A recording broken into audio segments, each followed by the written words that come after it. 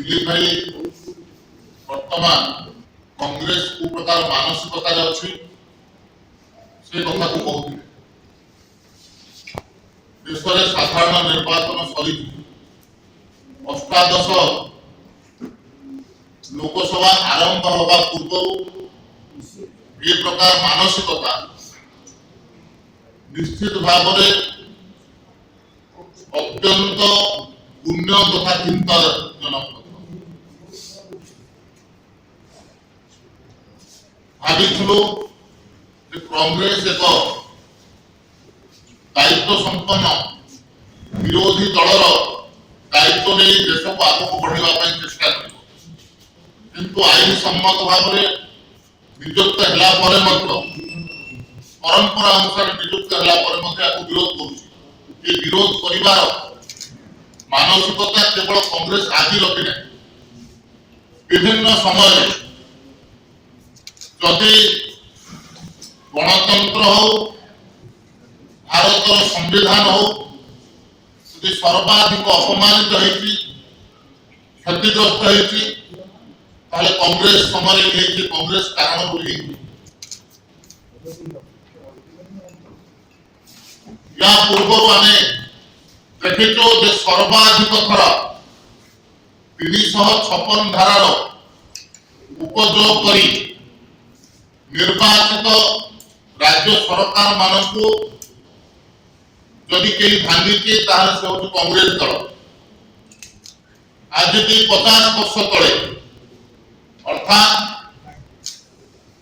1975 मसीहा जून मास 25 तारीख भारतर प्रथम थर पर जरूरी कालीन परिस्थिति घोषणा करते गणतंत्र को हत्या करने सहित मानवाधिकार को हत्या करते देशर समस्त विरोधी दलर नेतृवृंद को जेल भीतर रखी दिने 2 दिन नुह 19 मास धरिक ए प्रकार तानाशाही शासन जदि भारत वर्ष में चली जरूरी परिस्थिति ना कांग्रेस चल खाली तानाशाही शासन चल ना देशर समस्त नेतृवृंद को जेल भीतर रखी संविधान मुखबंध को यदि परिवर्तन करता कांग्रेस दल आज जे गणतंत्र कथा कहूचे से जदि सर्वाधिक थर गणतंत्र को हत्या कर राजनीतिक दल कांग्रेस कारण कौन था 1971 मसीहा निर्वाचन में तत्कालीन प्रधानमंत्री इंदिरा गांधी सरकारी बलर अपव्यवहार कर प्रतिद्वंदी राजनारायण को परास्त कर कोर्ट कहला कोर्ट स्वीकार कला मकदमा राजनारायण करते काले प्रधानमंत्री हो पारे ना से विषय को नहीं चिंतार रही ए प्रकार जरूरी कालीन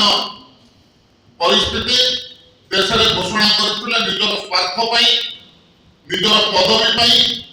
निज को प्रधानमंत्री भाव में अवस्थापित कर रखा कहानी सागर चर्चा आलोचना नक प्रकार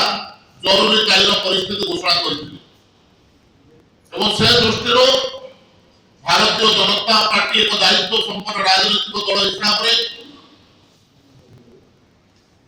समग्र देशवासी को चेतई देवाई समग्र देशवासी सामने से समय कड़ा कारनामा को उद्दीपित कर रखापी भविष्य प्रकार भाव